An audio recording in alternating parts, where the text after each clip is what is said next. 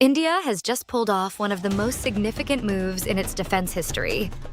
The BrahMos missile, once a symbol of Indian-Russian collaboration, is now at the center of a global arms race, and the world is lining up to buy it.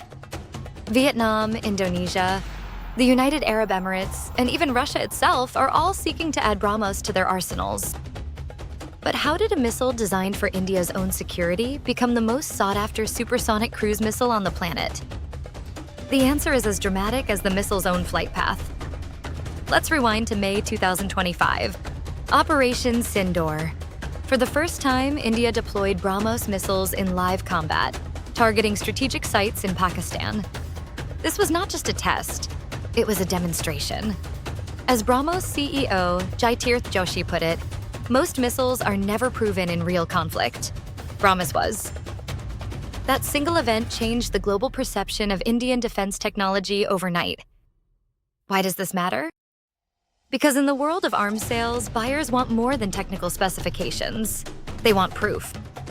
Operation Sindoor delivered that proof in spectacular fashion. Suddenly, the BrahMos was not just a missile on paper, it was a proven weapon of war. What makes BrahMos so special? It travels at Mach 2.8, nearly 3 times the speed of sound. It can fly just 5 meters above the sea, slipping under radar coverage. Its kinetic energy is 9 times greater than that of a subsonic missile, making it nearly impossible to intercept. After its combat debut, the world took notice, and the order books opened. India's first major export deal was with Vietnam.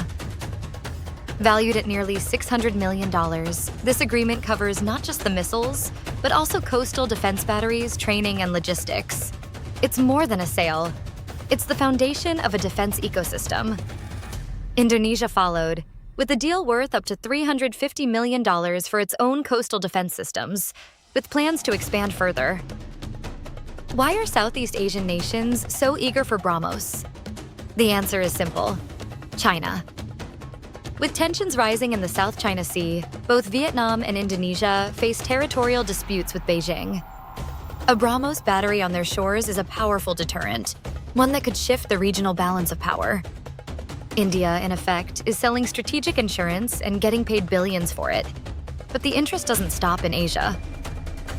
The United Arab Emirates is now in talks to acquire BrahMos, alongside India's Akash-tier air defense system.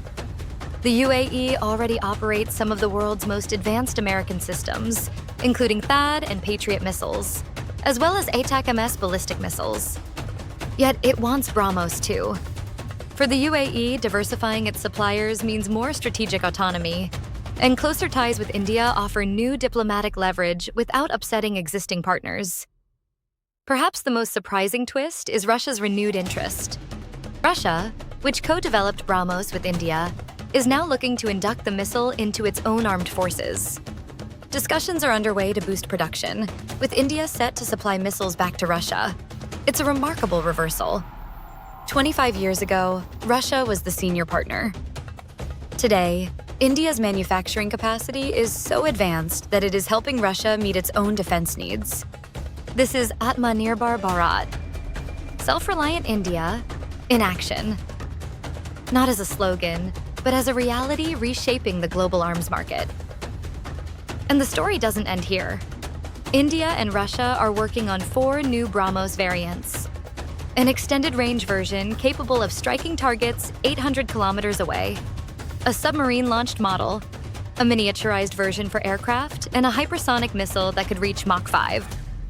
The BrahMos NG, or Next Generation, will be lighter and faster, allowing a single fighter jet to carry up to 5 missiles. There are even plans to push the range beyond 1,500 kilometers, using advanced composite materials to make the missile lighter and more versatile. However, progress is not without challenges.